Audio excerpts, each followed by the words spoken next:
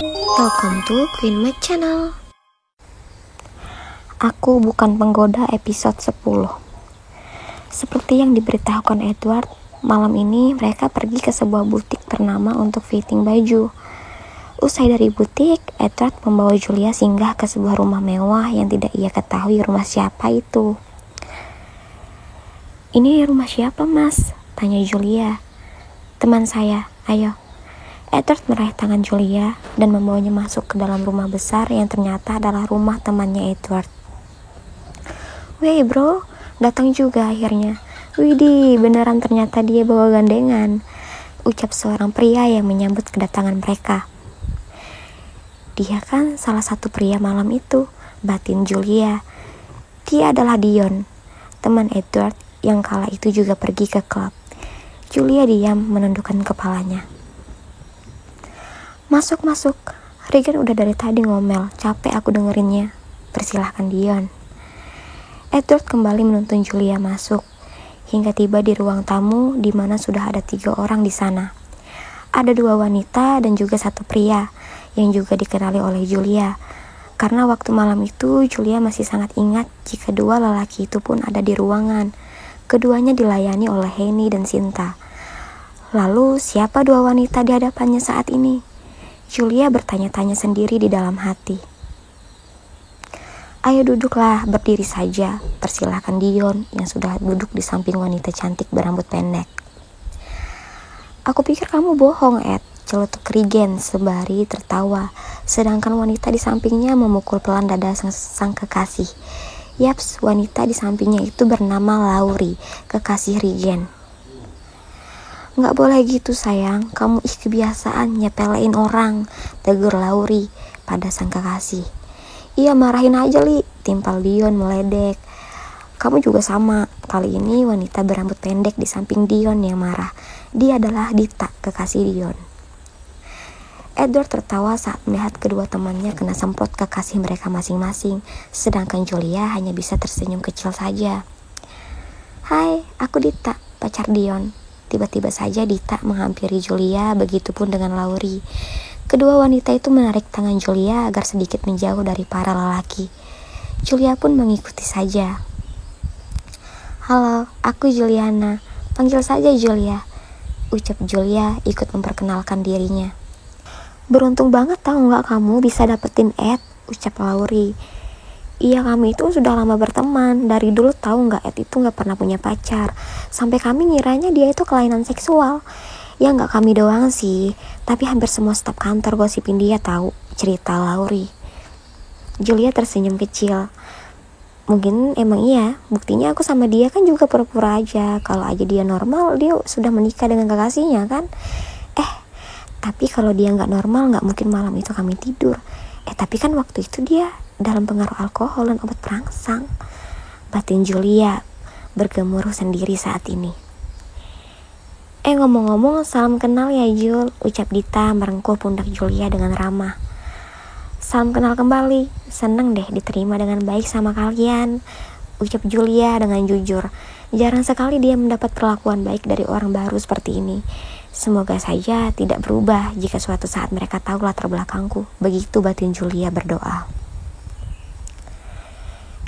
"Itu cewek kayak familiar dah," celutuk Regan menunjuk Julia yang tengah bercerita dengan Dita dan Laurie di sudut lain. "Iya, aku juga kayak familiar," timpal Dion.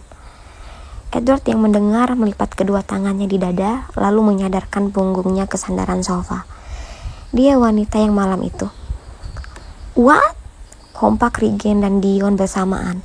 Bahkan suara mereka mengundang perhatian ketiga wanita yang sedang asik mengobrol. Saat diperhatikan, Dion tersenyum kikuk. Maaf kelepasan. Lanjutkan aja ibu-ibu ngerumpinya," ujarnya. Setelah ketiga wanita itu tidak memperhatikan, barulah Dion mulai bicara dengan wajah kaget, syok dan tak percayanya. "Kamu serius?" tanyanya. "Apa wajahku terlihat bercanda?" tanya balik Edward. Regan menutup mulutnya tak percaya, begitupun dengan Dion. "Anjrit, kau serius, Ed? Apa kau sudah gila? Yang benar saja, kau memperistri seorang ladies," tanya Regan berbisik. "Kenapa tidak? Toh dia masih manusia, bukan setan." Iya, maksudku kamu gak pikir-pikir dulu, gimana kalau ada yang tahu riwayat hidupnya, habis nama baik kamu, ucap Dion. Tidak ada yang tahu jika tidak diberitahu, dan kalian tidak mungkin membeberkan hal itu. Ya kalau kalian ingin perang dunia terjadi silahkan saja, ucap Edward memberi kode dengan menunjuk ke arah Dita dan Laurie. Tentu saja Dion dan Regan tidak akan membeberkan identitas Julia. Kalau iya, maka tamat riwayat mereka. Jika diketahui Dita dan Laurie mereka pergi ke klub dan memakai ladies di sana. Ya nggak mungkin dong, Ed. Lagian kami tidak sejulit itu. Kami hanya kaget saja. Keputusan tetap di kamu. Tapi siapapun itu, kami akan tetap mendukungmu. Ya, hitung-hitung lumayan lah buat kamu daripada Guy, ucap Regan yang langsung mendapat pukulan di lengannya. Anjir, bercanda, ringisnya mengusap lengannya yang dipukul oleh Edward. Sedangkan Dion hanya tertawa saja. Hari berlalu, hari ini tepat hari pernikahan dilaksanakan. Pernikahan diadakan di sebuah hotel berbintang. Padahal bisa saja pesta diadakan di kediaman Stewarts atau rumah Edward sendiri. Tapi karena tidak ingin repot dan pernikahan diadakan dalam waktu yang singkat, akhirnya pernikahan diadakan di sebuah hotel berbintang milik Regan. Mama, mulai hari ini abang dan adik punya papa, tanya Revan menghampiri Julia yang sudah cantik dengan gaun dan make upnya. Iya sayang, abang seneng gak? Seneng ma, tapi katanya teman abang, papa tiri itu jahat, abang takut. Julia meraih sang anak dan memeluknya. Abang kan sudah tahu dan kenal sama Om Ed. Menurut abang Om Ed baik atau jahat? Baik ma, Om Ed sangat baik sama abang dan adik. Nah, kalau begitu abang tidak perlu takut dan khawatir kan? Abang sudah tahu kalau Om Ed itu baik. Revan mengangguk sembari tersenyum. Iya mama, mama cantik sekali. Julia tersenyum lalu mengecup sayang putra pertamanya itu. Abang juga tampan sekali, suka gak sama bajunya?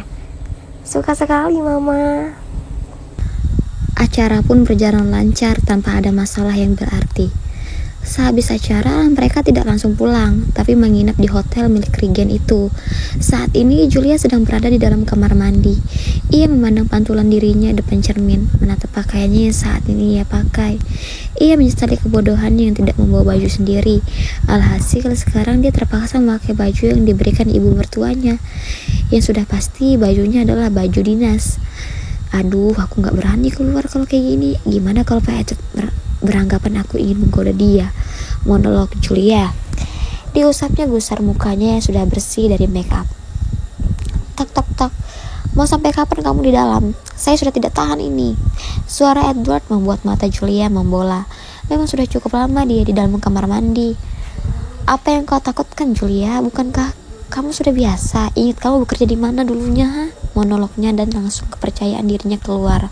Dia pun langsung keluar dari kamar mandi di mana langsung berhadapan dengan Edward yang menunggu di depan pintu. Begitu Julia keluar, Edward langsung masuk menggantikan. Sepertinya lelaki itu sudah kebelet sekali. Sementara di kamar lain, Revan, Kevin, dan Busri tengah berbincang-bincang santai sebelum tidur. Itu sudah menjadi kebiasaan mereka. Nek, jadi mulai besok kita akan pindah, Nek? Tanya Revan pada sang nenek. Iya bang, abang suka tidak? Tanya Busri lembut. Suka sekali Nek, abang suka karena nenek dan mama tidak dihina-hina lagi dengan tetangga kita. Busri tersenyum haru. Anak sekecil Revan pun sampai tahu situasi apa yang dihadapi mereka. Abang juga akan pindah sekolah ke sekolah yang lebih bagus yang tidak ada teman-teman yang julid lagi. Mamanya abang sudah mengurus kepindahan abang dan mulai Senin abang udah masuk ke sekolah yang baru. Yeay, abang tidak sabar deh, girangnya bersorak riang. Gimana Aulia, apa sudah kamu kasih jamu turun-temurun dari mama? Tanya Lilian pada sang menantu Aulia. Udah mah, tapi aku bilang itu cuma jamu penghilang penat saja. Aku tidak sebutin khasiat aslinya. Yang ada Ed sama Julia gak mau minum kalau tahu, jawab Aulia. Pintar kamu, puji Lilian bangga.